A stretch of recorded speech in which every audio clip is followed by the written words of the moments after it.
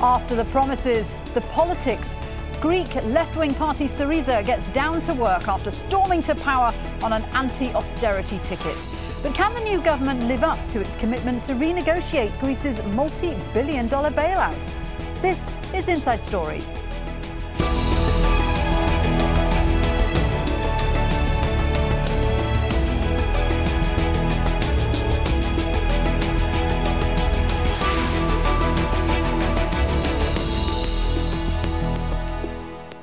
Hello there, welcome to the programme. I'm Shiulie Ghosh. From protest party to ambitious political newcomers, Greece's Syriza party is facing up to the political reality of governing Europe's most indebted nation. Newly elected Prime Minister Alexis Tsipras held his inaugural cabinet meeting on Wednesday, and he cut straight to his government's immediate priority: how to renegotiate the country's multi-billion-dollar bailout. The former student activist said Greece would be seeking a fair and mutually beneficial deal with its EU creditors. His Syriza party has demanded that most of the $278 billion debt is cancelled and that future payments are linked to growth. This government of social salvation that the Greek people chose with their vote has an extremely difficult task ahead of it. The restoration of the country's prestige and international substance, the reinstatement of dignity, transparency and democratic statutes in our country, the reinstatement of the sense of justice for the Greek people. Since 2010, a big toxic mistake was born, sustained and magnified in this building. A bankruptcy problem was dealt with as if it was the state's liquidity deficit problem. Thus, the biggest loan in human history was requested and granted under the terms of a substantial shrinking of income, from which both old and new loans had to be repaid. So, a political turning point for Greece? Well, let's get the views of our guests. In Athens, Anastasia Giamali, a journalist for the Dawn newspaper. Joining us from Berlin is Olaf Boehnke, head of the Berlin office for the European Council on Foreign Relations.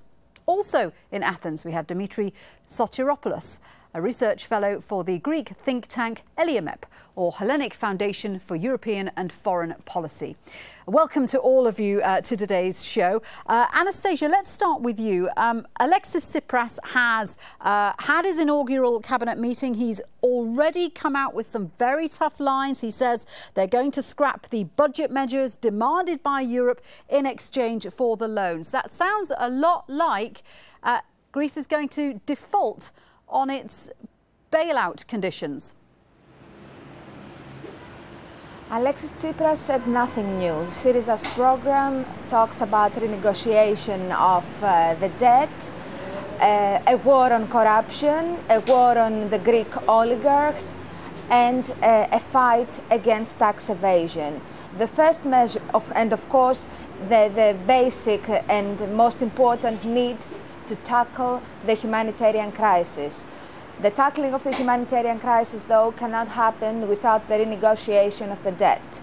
The debt must be renegotiated, must be discussed with our creditors, with the other member states, and according to Alexis Tsipras, a win-win solution can be found. OK, thank you, Anastasia. Dimitiri, I know that the Greeks have appointed Yanis Varoufakis as finance minister. He's an academic economist. He's a huge critic of the conditions imposed on Greece in return for bailout money. He describes it as fiscal waterboarding and a toxic mistake. Well, the new Minister of Finance is a very well-known economist. In fact, he's very well-known in international academic circles. He has always argued that the recipe to help Greece overcome the crisis has not worked. And in that respect, his critique has been quite indeed critical and incisive, because the Greek economy started growing only last year after 5 consecutive years of recession. So the Minister of the Finance has posed the correct questions. The problem is that we don't have ready-made correct answers. Does Varoufakis have a point when he says, look, repayments should be linked to growth? Because Greece has seen very little growth, hasn't it? In fact, its debt problem is worse today than it was when it was first rescued. There are several scenarios here which are possible, short of continuing a harsh austerity program, which has been beneficial only with respect to saving the Greek public finances. On all other counts, except for the fiscal situation, we have had a rather problematic result of the austerity policy. Namely, we have had high unemployment, very low growth, and no investment from abroad.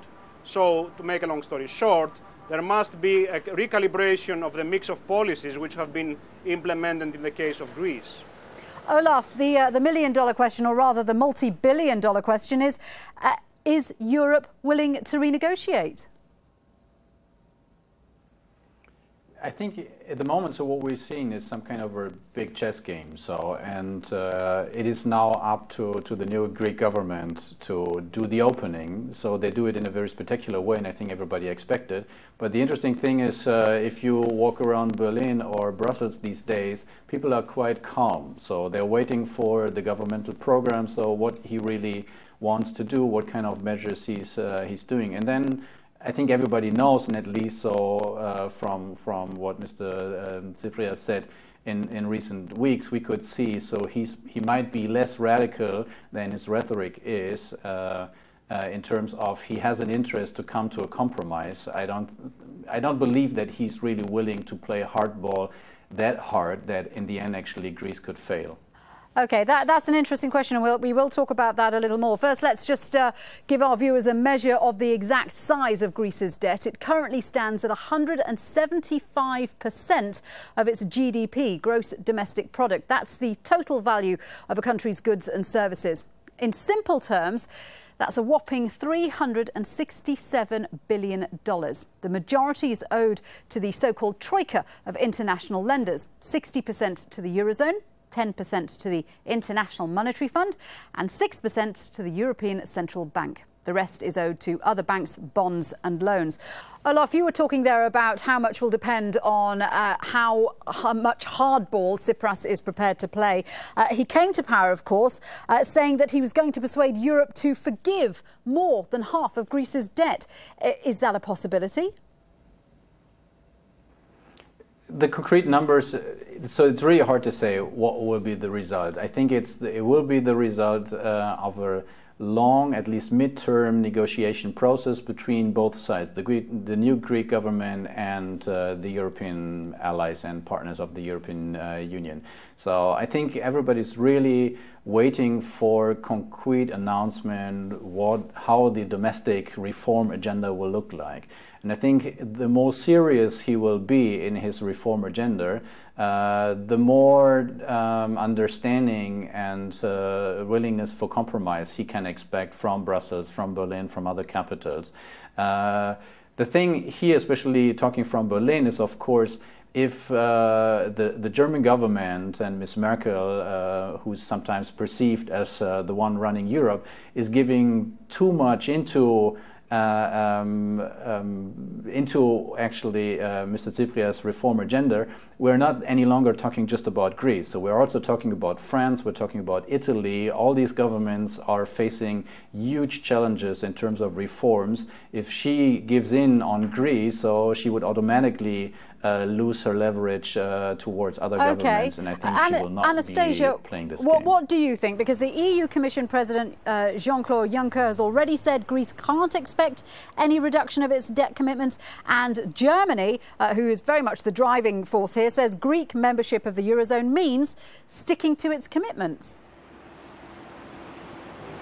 I believe that there are two different ideologies in Europe and in the European Union, and these two different ideologies are competing right now. I believe that Syriza has both the attitude and the aptitude to renegotiate the Greek debt, and this is its obligation. This is the party's program, and this is why Syriza was voted for by the majority of the Greek people. Syriza's aim is to re-establish Greece in the European institutions, not as a second-class member state, but as an equal. Germany can no longer be the boss of the whole European Union. As Alexis Tsipras correctly said in his winning speech on Sunday, not Troika or Germany are the bosses of the European Union. But investors in Greece, Anastasia, investors in Greece are very worried right now. Share prices have plunged off the back of Tsipras's comments. So clearly investors in Greece are very worried about some kind of head-to-head collision with Europe. Yes, the Greek market is especially the stock market, is a very small one, and it has been manipulated in the past, and I can assure you that it can be manipulated now. There are many conflicting interests, and of course, if Syriza represents someone, then for sure it's not the profits of the shareholders, it's the profit of the people and their lives. Dimitri, Olaf has a very good point, doesn't he? If Europe renegotiates its debt for Greece, if it forgives some of the debt, it's going to have to do the same for every other country that's had a bailout. Portugal, Ireland, Cyprus. Well, the case of Greece, as you know, is a very peculiar case because the size of the debt is so high. It is not as high in the countries which you mentioned. And I think a good indicator of what is going to happen is not the short-term fluctuations of the stock markets. The good indicator is what will be the agenda on which negotiations will start. Clearly, the German government and the EU authorities will not like to have any discussion on cancelling the Greek debt up front. They would like to discuss what will be the reform plan of the new Greek government. On the other hand, as you know, the Greek government would like to score some points in obtaining permission, so to speak, to start economic and social policies which will bring about an alleviation of the very dire economic situation in which the middle classes and the low income groups live in this country. Well, what is Tsipras talking about in terms of social welfare reform? I mean, some of the headlines we've seen are handing out free electricity and food stamps, reversing a cut in minimum wage, instituting $5 billion worth of incentives for firms to hire workers. He wants to tackle unemployment, but he's also going to cut some taxes. Where is the money for this all going to come from? Clearly, this is a moot point in the policy of the Syriza party. However, some of the measures can be taken. For instance, raising the private sector minimum pay on a monthly basis can be done. This is not dependent on money of the state. On the other hand, hiring many of the unemployed, who are now over 1,300,000 people, cannot be done easily. So the government has to sort out its priorities. On the one hand, trying to appease its electorate. On the other hand, of course, not pushing too much the country's creditors so as not to risk the survival of the Greek economy.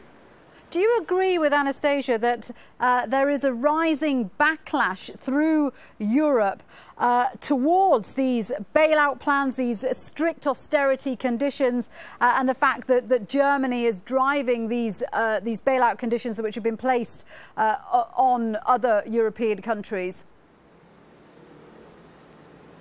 Over the last 24 hours, I think the position of the European Union authorities and Germany has hardened.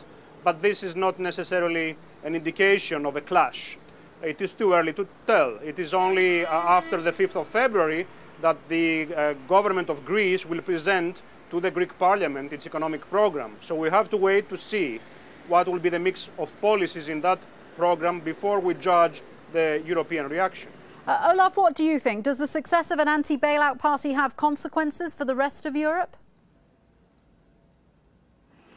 It is not a unique or single development. So we have seen this in many countries, and in a way, from an oversight view, of course, it looks like we are returning to where we have been 3 years ago, where you had this division between South Europe and Northern Europe.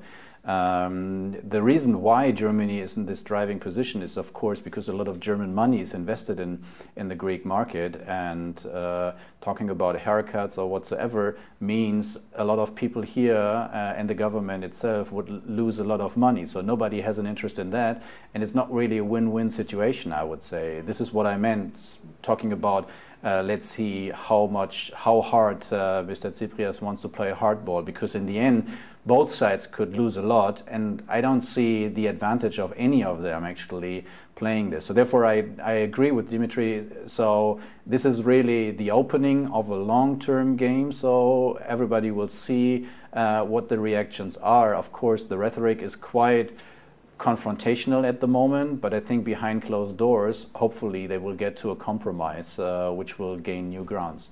OK, well, let's take a look at what Syriza's done already. It's only been a matter of days since Alexis Tsipras was sworn in as Prime Minister, but his party has already begun to make its mark. It's promised to halt the sale of state assets. The planned sale of a large stake in the Piraeus Port Authority has already been stopped, even though buyers were lined up for that.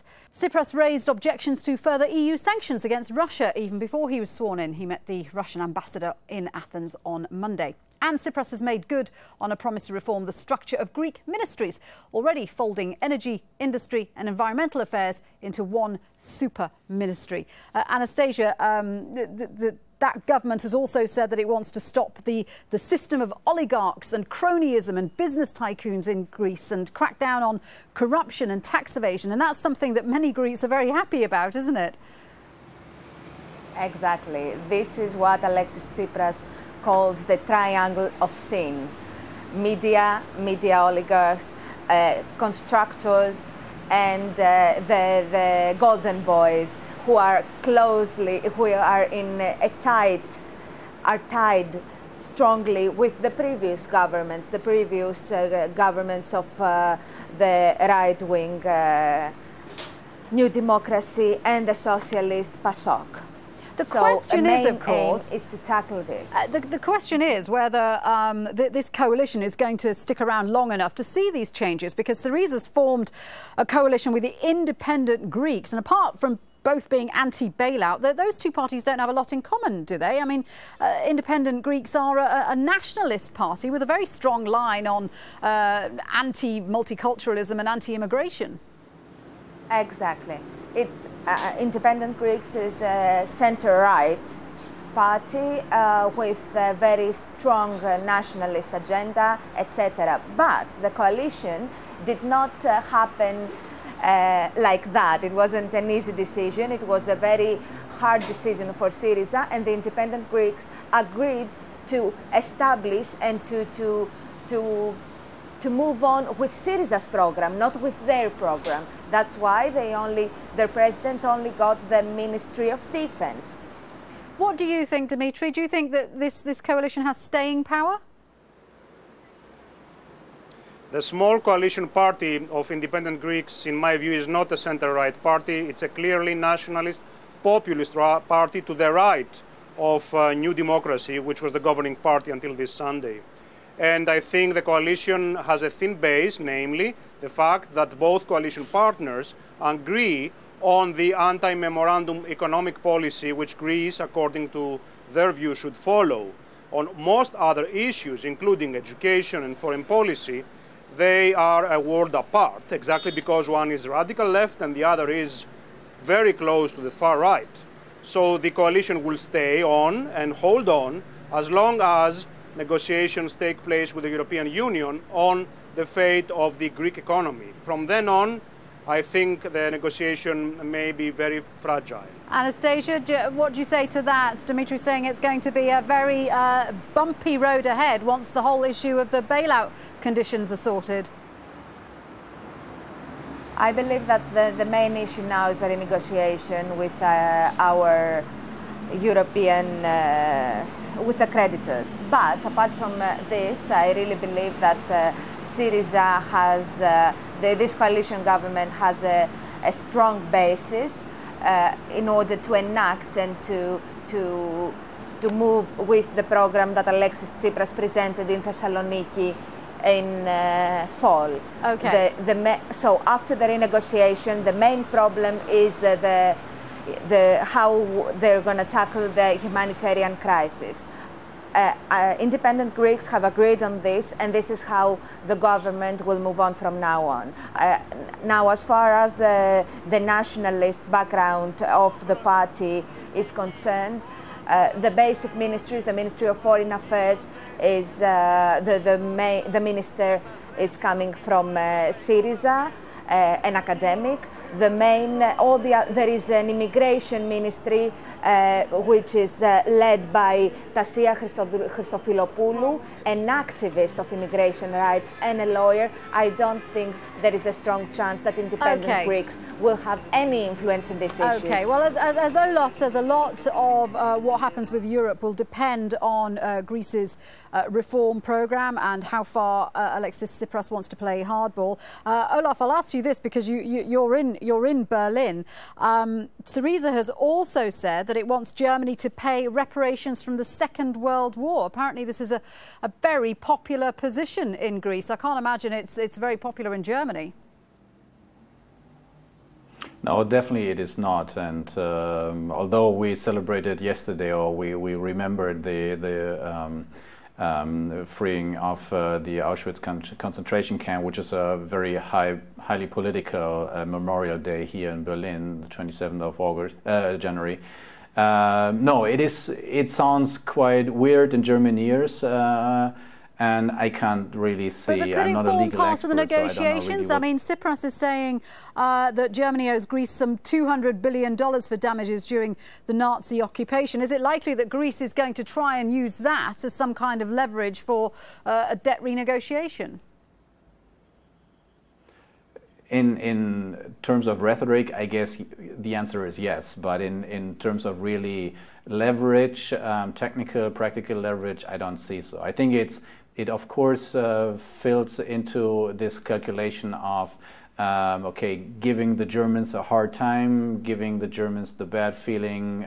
All the rhetoric against Germany, against Merkel, was about that. Of course, the headlines in Europe, across Europe, after the elections was that if Tsipras defeated Merkel.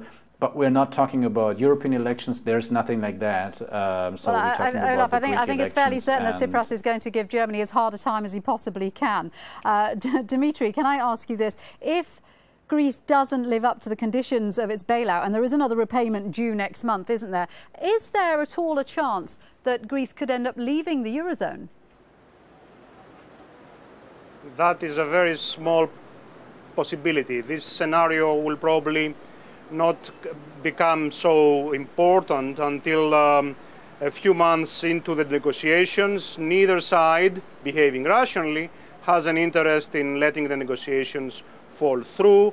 Greece obviously will stand a lot to lose if it leaves the eurozone. On the other hand, we must remember that the eurozone is a union of states which would like to stick together. Otherwise, they cannot compete in the international economy, in the world economy. So how would the union look like if it lets one of its members slip out just because of a bumpy road to negotiations? Okay, and so Anastasia, I think in the mid... sorry to interrupt you, Dimitri. Anastasia, there's a lot riding on what happens in the next few days now. If it all goes wrong, people in Greece would have suffered austerity and made huge sacrifices for nothing. Exactly. This is what Syriza has been saying all along, all these 5 years of austerity programs, that the medicine is wrong. It's just not right. We have had suicides, we have had kids fainting, we have had a huge increase of unemployment rate, and we have had an increase on the debt as well. So, because the debt is what we're been saying all along, unsustainable. The government, the previous government, never accepted that. Okay. I believe that Syriza must and needs to be successful in its renegotiation. Well, we wait to see what's going to happen in the next few days and how Europe responds to Greece's demands for a renegotiation of that debt. Thank you very much indeed to all of my guests for joining us today. Anastasia Giamali and Dimitiri Sotiropoulos in Athens, and in Berlin for us, Olaf Boehnke.